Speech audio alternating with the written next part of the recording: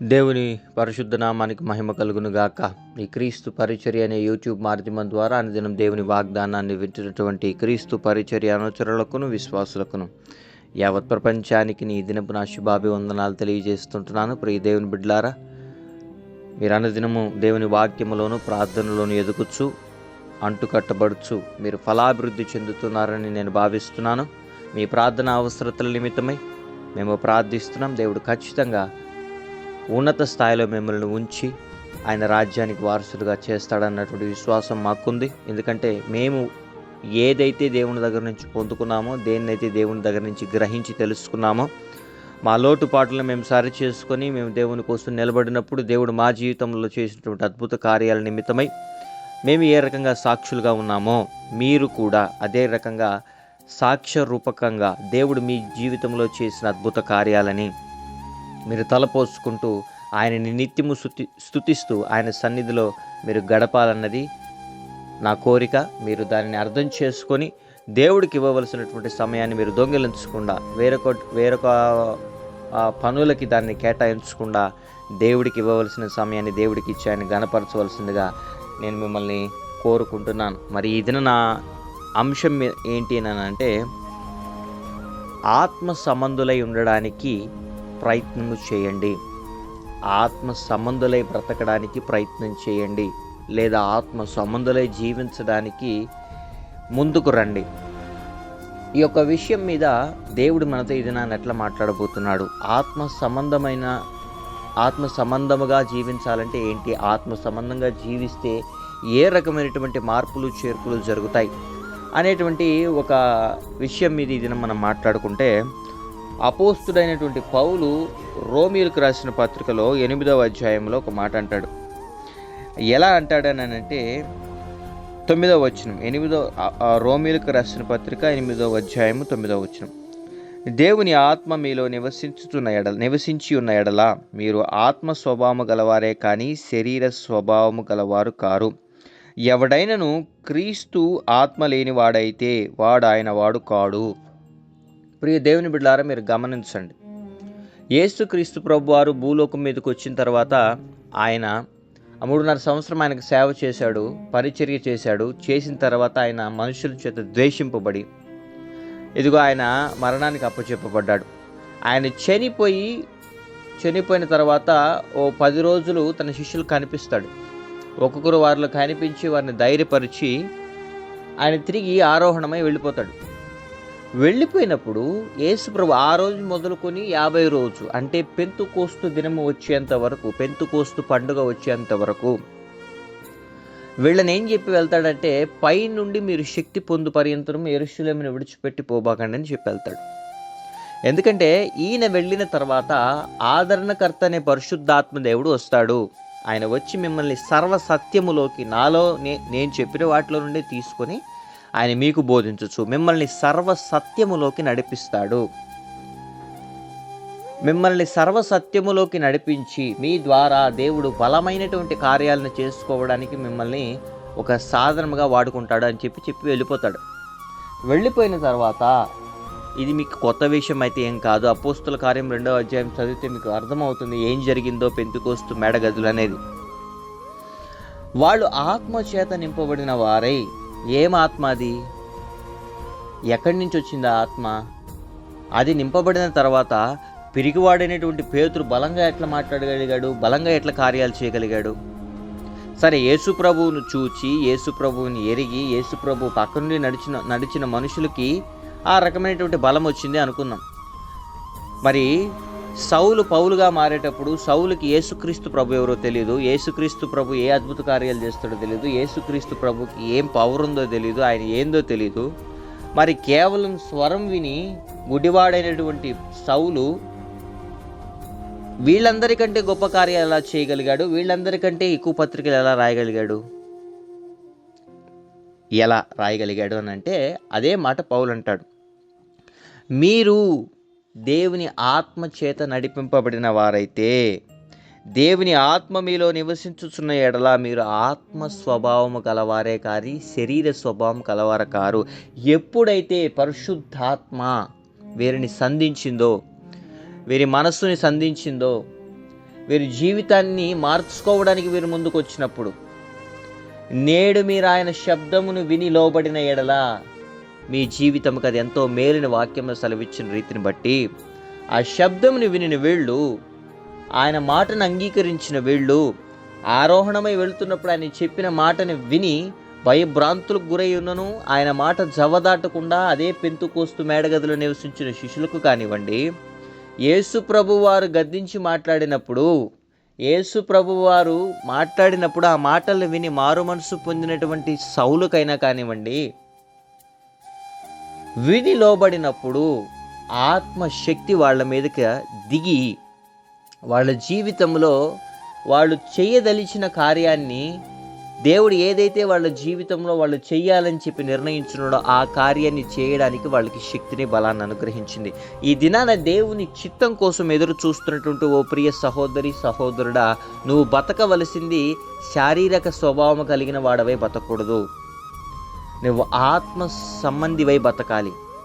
నీలో ఆత్మ అనేది ఒకటి ఉంది. నువ్వు చనిపోయిన తర్వాత ఆత్మ దేవుడి దగ్గరికి చేరుతుందన్న విషయం నువ్వు గ్రహించినప్పుడు ఆ ఆత్మని పరిశుద్ధపరిచి ఏలోక మలినాలను అంటకుండా దేవుని దగ్గరికి చేర్చడానికి పరిశుద్ధాత్మ దేవుడు, నువ్వు ఈ భూలోకంలో క్రైస్తవుడుగా దేవుడిని ఎరిగి బ్రతుకుతున్నప్పుడే నీకు అనేక రకమైనటువంటి పరిస్థితులను రుచి చూపిస్తాడు. ఇది పాపం చేసిన దానివల్ల లోపల ఉన్నటువంటి దేవునికి నీలో ఉన్నటువంటి పవిత్రత, అదిగో దేవుణ్ణి నమ్మి బాప్తీసం తీసుకున్న తర్వాత నువ్వు తిరిగి అదే రకమైనటువంటి పాపం చేస్తున్నప్పుడు లోపల కలుగుతున్నటువంటి ఆ పరిస్థితులను బట్టి పరిశుద్ధాత్మ దేవుడు కుమిలి ఒకానొక దినమున తట్టుకోలేక నిన్ను మోకాళ్ళ మీద పడేసి ఆ పరిస్థితులన్నింటినీ పోయి దేవుడి దగ్గర అర్జించుకునేవాడుగా, దేవుడి దగ్గర పాప క్షమాపణ పొందుకునేవాడుగా చేస్తాడు. ఎందుకని? పాపంతో నువ్వు రాజీ పడ్డావు. నీలో ఒక స్వభావం ఉంది. ప్రతి మనిషిలో ఒక స్వభావం ఉంటుంది, పాపములో పడడం. నువ్వు రాజీ పడ్డావు, కానీ ఆ విషయం నిమిత్తమై నీ హృదయం ఒప్పుకోవట్లేదు. పరిశుద్ధాత్మ దేవుడు నిన్ను ప్రేరేపిస్తున్నాడు. నువ్వు చేసిన పాపము నిమిత్తమై, నువ్వు చేసిన మోసము నిమిత్తమై, నువ్వు చేసిన తప్పు నిమిత్తమై, నువ్వు అబద్ధ సాక్ష్యము పలికిన దాని నిమిత్తమై, నువ్వు అనేక రకమందిని ఇబ్బంది పెట్టిన నిమిత్తమై, ఇదిగో నీ వల్ల ఒక తప్పు జరిగిన దాని నిమిత్తమై, దేవుణ్ణి నువ్వు దుఃఖపరిచిన దానికి, ఇదిగో దేవుణ్ణి నువ్వు మోసపరిచిన దానికి, దేవుని ఎదుట నువ్వు ఇదిగో పరిశుద్ధంగా బతకలేకుండా పోతున్నావు కదా, దానికి నువ్వు దుఃఖపడుతున్న దానికి నీలో ఉన్నటువంటి ఆ బీజం ఏదైతే ఉందో పాప బీజము నీలో నుంచి బయటకు రావడానికి పరిశుద్ధాత్మ దేవుడు నిన్ను ప్రేరేపిస్తుంటాడు. అది నీలో ఉండనివ్వకుండా, నిన్నింకా క్షీణింపు చేయకుండా, నిన్ను నీ జీవితాన్ని నాశనం చేయకుండా, నిన్ను మరణానికి అప్పచెప్పకుండా దేవుడు నీలో కార్యాన్ని జరిగిస్తుంటాడు. అది ఎప్పుడు నువ్వు ఆత్మ సంబంధివై బ్రతకడానికి, ఆత్మను కలిగి ఉండడానికి నువ్వు ప్రయాసపడినప్పుడు, దేవుని యొద్దకు నువ్వు వచ్చినప్పుడు, నీ జీవితాన్ని ఆయనకి సమర్పించినప్పుడు దేవుడు నీ జీవితంలో కార్యం చేస్తాడు.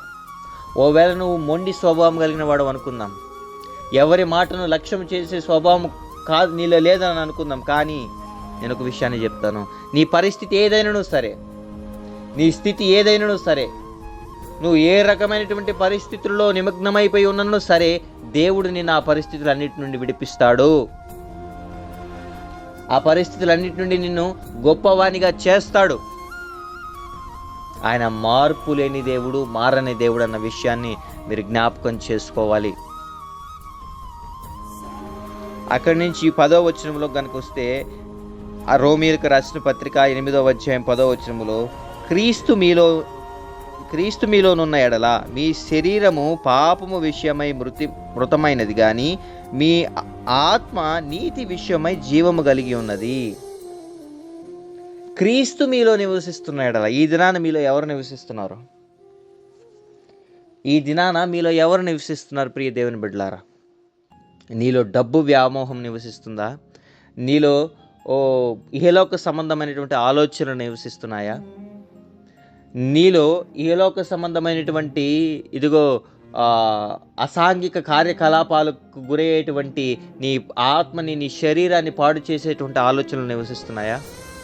దేవుని మీద నీకు దృష్టి తగ్గిపోయి మనుషుల మీద నీకు దృష్టి పెరుగుతుంది అని అంటే, ఆ పరిస్థితుల నిమిత్తమై దేవుడు ఏదైనా ఒక స్థితి నిన్ను కలవరపరుస్తుందా? ఇది నాన్న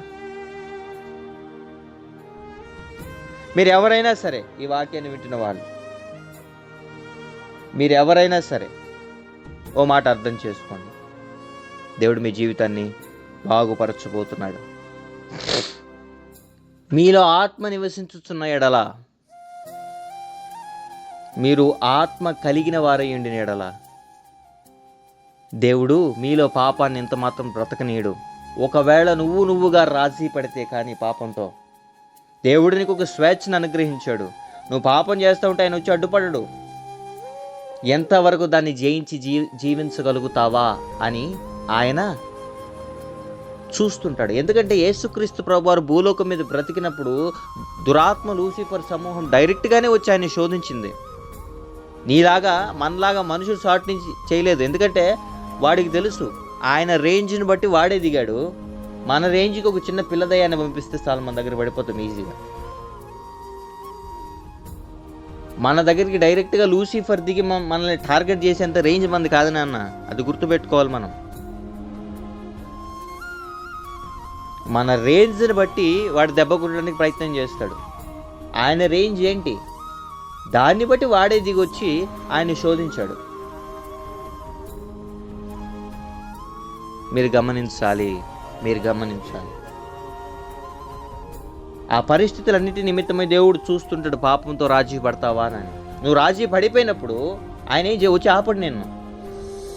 కానీ ఆ విషయం నిమిత్తమే నీలో కలుగుతున్నటువంటి ఆ ఆర్తనాదాలు ఏవైతే ఉంటాయో అవి నిన్ను బతకనీలేవు, తట్టుకోలేవు నువ్వు దేవుని దుఃఖపరిచిన దానికి.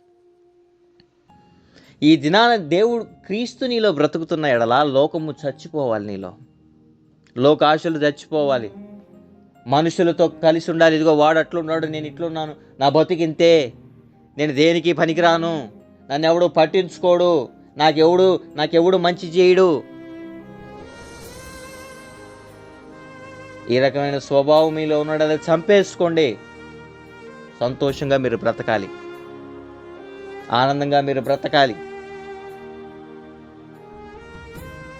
మీరందరూ గొప్ప ఉన్నత స్థాయిలో ఉండాలి. మా కోరిక అదే.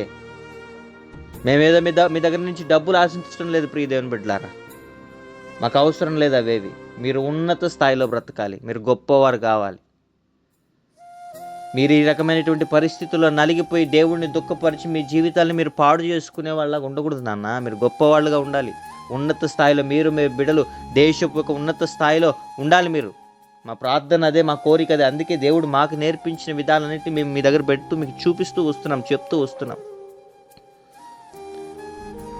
ఈ దైవ సేవకుడు ఎప్పుడు మమ్మల్ని ఖండిస్తూనే ఉంటాడు. మేమేం తప్పు చేసాము, మేమేం తప్పు చేయలేదు, ఆయన చూశాడా, ఎందుకు ఈ రకంగా చెప్తాడని మీరు అనుకోవచ్చు. కానీ మనం లోకంలో బ్రతుకుతున్నప్పుడు దేవుడు బైబిల్ గ్రంథంలో, పరిశుద్ధ గ్రంథంలో తన శిష్యుల ద్వారా లిఖింపబడినటువంటి గ్రంథాలు కానివ్వండి, వాళ్ళని ఆత్మచేత నడిపించినప్పుడు వాళ్ళు ఏ రకంగా బ్రతికారు, ఏ రకంగా మనం బ్రతకాలో మనకు నేర్పించి వెళ్ళిన విధానాలను బట్టి కానివ్వండి, దేవుడు నా జీవితంలో నాకు చూపించినటువంటి సకల విధమైన పరిస్థితులను బట్టి కానివ్వండి, నేను మీకు నేర్పిస్తూ వస్తున్నాను. మీరు నేర్చుకోవడానికి మీరు ముందుకు రావాలి, మీరు ప్రయాసపడాలి.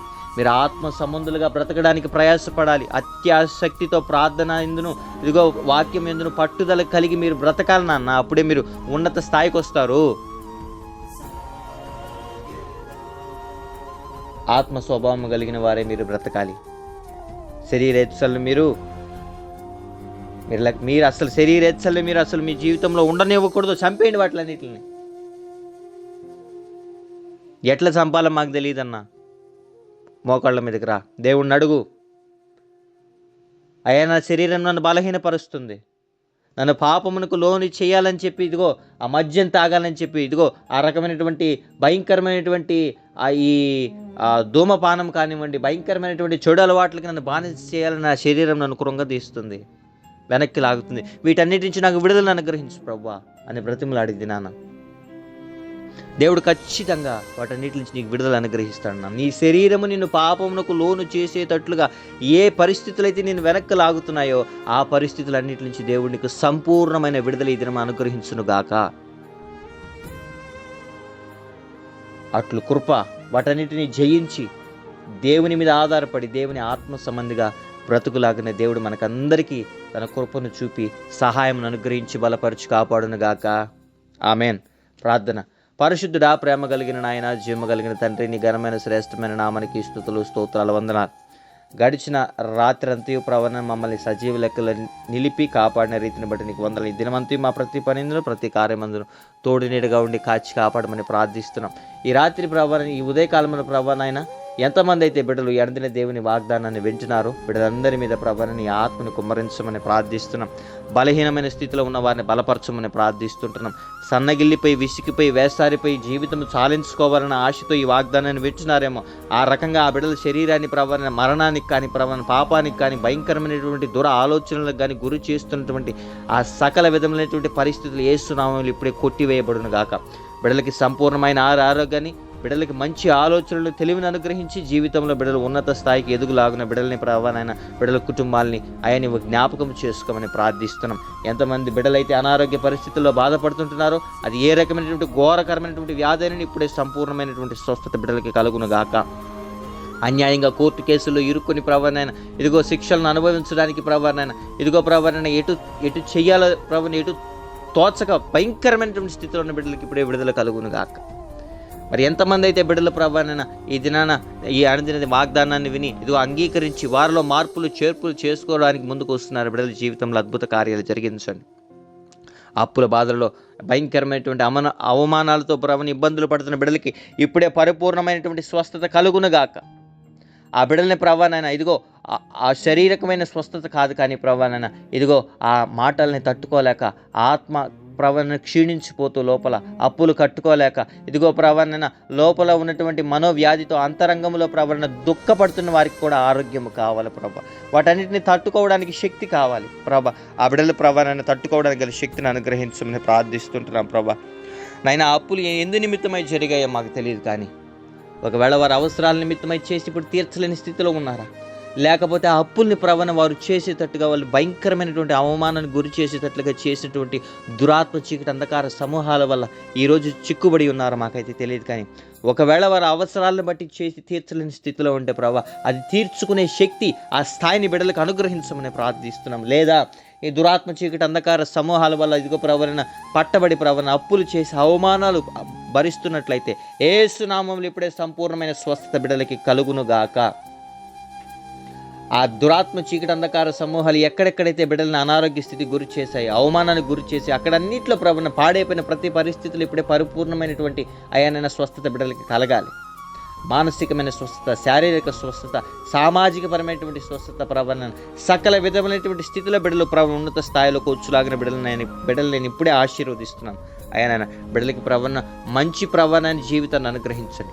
వివాహాలు జరగట్లేదని బాధపడుతున్న బిడ్డలకి తల్లిదండ్రులు ఎంతమంది అయితే ఫోన్లు చేసి ఏడుస్తున్నారు, బిడ్డలకి మంచి మంచి ఘనమైనటువంటి సంబంధాలు వచ్చి ఘనంగా వివాహం జరుగులాగా ఈ సహాయాన్ని అనుగ్రహించండి. ఉద్యోగాలు లేని వారికి మంచి ఉద్యోగాలను అనుగ్రహించమని ప్రార్థిస్తున్నాం. విడిపోయిన కుటుంబాల మధ్య సమాధానాన్ని అనుగ్రహించండి. విడిపోయిన భార్యాభర్తల మధ్య సమాధానాన్ని అనుగ్రహించండి. విడిపోయిన ఫ్యామిలీస్ ఇప్పుడే తిరిగి కట్టబడను కాక. అన్నదమ్ములైన తల్లిదండ్రులైన ప్రవరణ ఇదిగా ప్రవరణ తల్లిదండ్రులు విడిపోయిన బిడ్డలు ఏడుస్తుండొచ్చు, ప్రవరణ బిడ్డలు విడిచిపెట్టి వెళ్ళిపోయారని తల్లిదండ్రులు ఏడుస్తుండొచ్చు. ఏ కుటుంబము చెదిరిపోయిన స్థితిలో ఉన్నా, భార్యాభర్తలైన చెదిరిపోయిన స్థితిలో ఉన్న, అన్నదమ్ములు చెదిరిపోయిన స్థితిలో ఉన్న ప్రవరణ, స్నేహితులు చెదిరిపోయిన స్థితిలో ఉన్న కుటుంబాలు వారి జీవితాలు కట్టబడును గాక.